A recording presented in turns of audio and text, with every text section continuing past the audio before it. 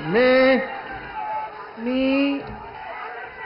पंकजा प्रज्ञा गोपीनाथ मुंडे ईश्वर साक्ष शपथ घेते की कायद्याद्वारे स्थापित झाले आहे अशा भारताच्या संविधानाबद्दल मी खरी श्रद्धा व निष्ठा बाळगेन।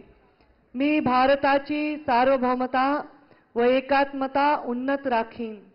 मी महाराष्ट्र राज्याची मंत्री म्हणून माझी कामे निष्ठापूर्वक व सदसद विवेक बुद्धीने पार पाडीन आणि संविधान व कायदा यानुसार सर्व तऱ्हेच्या लोकांना मी निर्भयपणे व निपक्षपातीपणे तसेच कोणाच्याही विषयी ममत्व भाव किंवा आकस न बाळगता न्याय्य वागणूक देईन।